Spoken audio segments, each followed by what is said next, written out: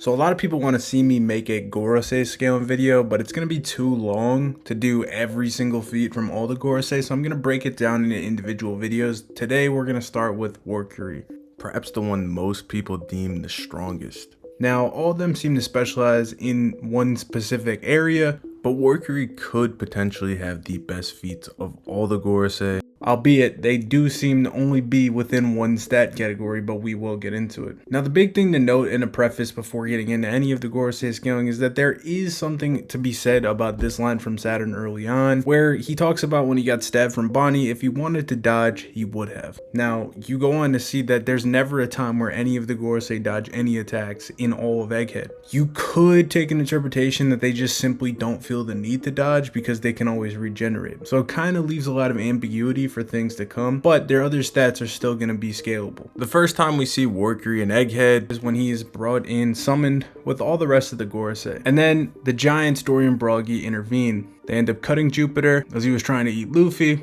and this is the first time we see Warcury take action. He says giants, as Saturn responds a bad combination. Giants and Luffy, of course, the sun god Nika. Dory and Broggy say, look at these colossal beasts, they look like they came from Elbas Forest, but we don't want to fight them, we need to run away. So the goal here for Dory and Broggy and Luffy is to escape at this point. They have no intention to fight these guys, but Warcury does not want to let that happen. He unleashes this Conqueror's Haki roar. As he said, escape signal, we can't have that. I'll sound a warning of my own then.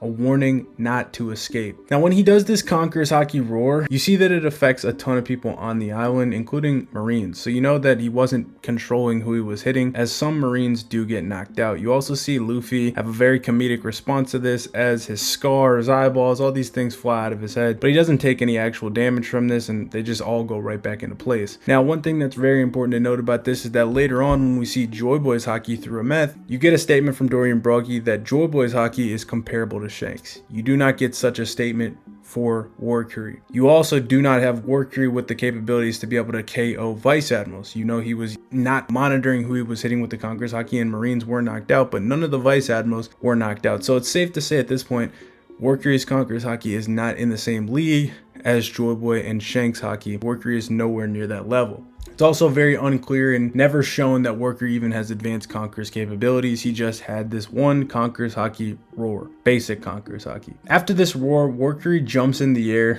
and lunges at Luffy, but Dory and Broggy jump in the way and block his strike. Now, his tusks seem to turn into blades here, but they're easily blocked by Dory and Broggy. Not only did they block this attack, but after a line of dialogue where Warcury says, we have much to settle with your kind, do you even know who that is? Talking about Luffy, of course. They actually overpower Warcury and send him flying to where he lands on his back. This is not a great look for Warcury's AP, as he was overpowered pretty easily by the giants. Warcury also has some kind of flame capabilities, as we'll touch on later. At this point, we see Saturn start shooting out these poison shots, to which Luffy responds, reacts, grabs a tree, bites down on it into a bat, puts on a baseball cap he spawned in, and strikes back, hitting home runs with the poison baseballs that end up hitting Jupiter, Saturn, and Warcury respectively. Now, what happens is, Luffy says that they explode. You see the atomic bomb tune animation, and it does seem to look like all three of them took damage. Now, this is super ambiguous though, because Warcury's durability is his claim to fame. So, we really need some confirmation as to whether or not he did take damage. Dory and Broggy seem to think that they were blown to bits, and Luffy says it doesn't really matter what happens to them because they're immortal anyway, they're gonna keep regenerating. But we don't really get a clear picture of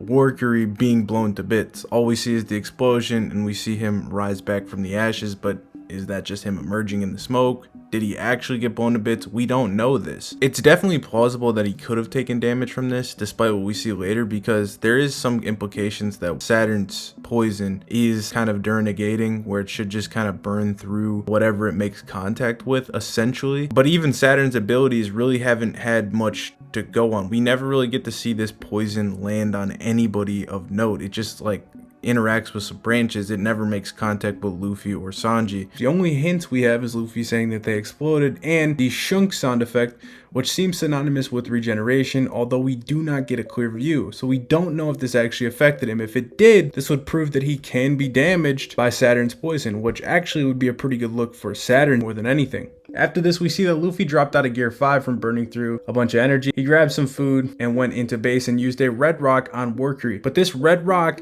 did not affect Warcury in the slightest and actually hurt Luffy, similar to how Luffy hurt himself when he tried punching Katakuri's armament haki. This proves that Luffy's armament haki is not as hard as Warcury's skin, and this red rock cannot damage him. This is important because a red rock from a much weaker version of Luffy was able to damage Kaido. Now, it was slight damage, it also phased Kaido, it also was an unsuspecting Kaido.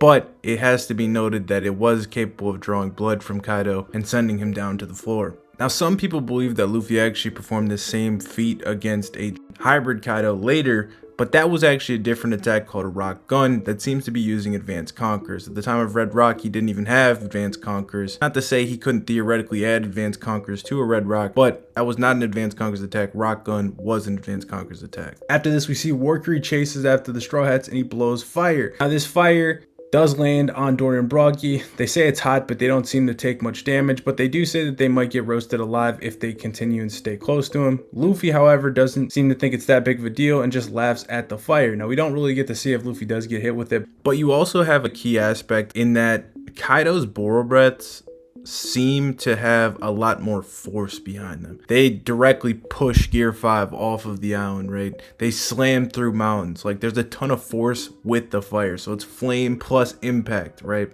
Warcury's flames seem to be just flames. They just kind of come out. They don't really seem to have much force behind them. They don't really push anything. They just kind of have a burning property. It doesn't mean to say that it can't be more potent. From a flame perspective, we don't have any confirmation that it's hotter or any kind of statement that implies it, and it definitely has less force, so I wouldn't say that Warcury's flames are even comparable to Kaido's. Luffy then goes into Gear 5 this time with full intent to damage Warcury, as the initial Red Rock did not work. Now, this actually debunks one of Luffy's cross-verse arguments that he has imaginative powers that have no bounds. Luffy believes that this one is going to hurt Warcury, and it does not, and this being a Gear 5 attack is even more impressive than the initial Red Rock, and it actually hurts Luffy again. So even a Gear 5 Luffy with armament haki still cannot match the density and hardness of Warcury's skin, which is super impressive. A big point of contention is, was Luffy using Conqueror's haki in any of this? Now, the things that are weird is that when Luffy fights with Saturn, he makes it seem like he tried everything that he can think of to hurt Saturn permanently and nothing worked, as Saturn kept regenerating. That was the first Gorosei he faced off with. If that's to be taken literally, everything he has in his disposal, he should have been using Conquerors, yet at no point do we ever see any lightning. The only person on Egghead that we see Luffy ever have lightning fighting is Kizaru, both when he kicked him initially off the first clash and on White Star Gun. Is that an indicator that Oda only wanted us to assume that he used advanced Conquerors on Kizaru? I don't know. Oda is super inconsistent with this stuff.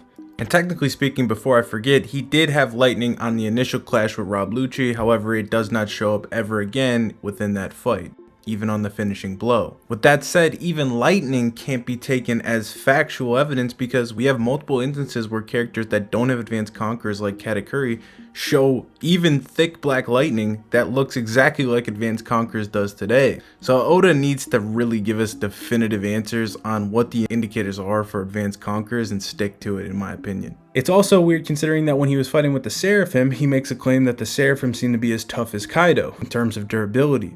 Luffy, with full knowledge and understanding of how to damage Kaido, should in theory start using advanced conquerors to bypass that durability, correct? Yet we do not see this. So there's arguments to be made that Luffy should be using conquerors the entire time, otherwise it completely defies all logic. If Luffy is using Conqueror's haki here, this is a really bad look for Luffy, and it's a really great look for Warcury, but these things are left up in the air at this point. After this, we see Warcury cannot catch up to Luffy and Dorian Broggy, so he's pretty fucking slow. Then diverts his attention at some point to going after the transponder snail that is broadcasting Vegafunk's message, which is held within the giant robot Ameth. Warcury then rushes over and knocks Ameth down, although he did catch him off guard, and he knocks him into the water. But there's no significant damage that was dealt. Ameth then does get back up, and when Warcury was jumping to go after the Straw Hat ship, Ameth gets back up and slams Warcury with a punch. Now, he did off guard him because Warcury didn't know it was coming, he was midair, etc. But the important thing to note about this is that Ameth is actually able to damage Warcury. He breaks off one of his tusks, and you see that Warcury does bleed. Now, this sets a crazy precedent, because would this mean that Ameth's AP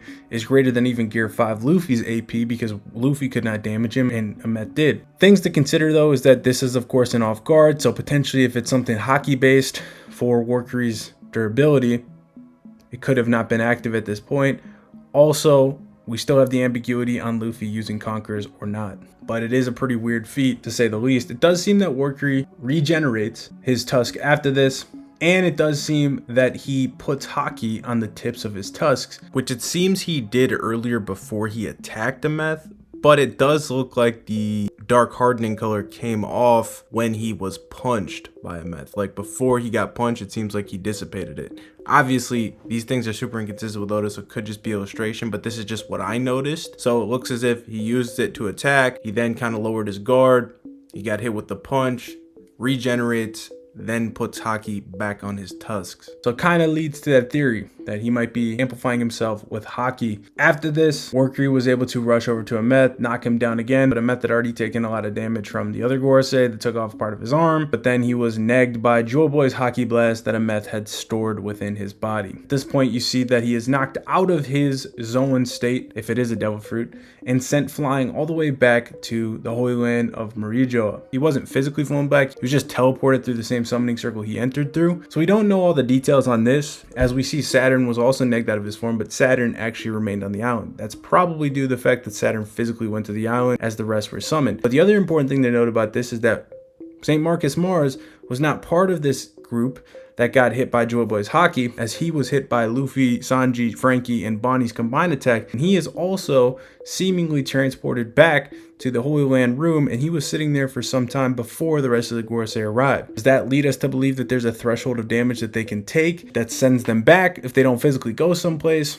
Is it just that strong enough Conqueror's Haki can neg their ability? We still need to get all these questions answered. At the end of the day, the most impressive showings from Warcury was that durability showing, but his AP, speed, and Haki capabilities are severely lacking and do not compare to the upper echelons of the verse. Therefore, it's very hard to scale him, especially given that all these Gorosei members are regen merchants. What are they without this regen? We've yet to find out. We don't know how to bypass this regen, but we do know that there's a correlation of strong Conqueror's Haki and dealing with the threat. This also seems to explain why in Road to Laugh Tale Volume 2, it seems to imply that the Gorosei are fearful of Shanks and agitating him enough to take action. Put one and one together with the Dory and Broggy comparison to Joy Boy's Haki, and it could make some sense. So these guys are gimmicky right now, so it's kind of hard to just definitively put them on a tier list. But this is everything we have on Warcury today.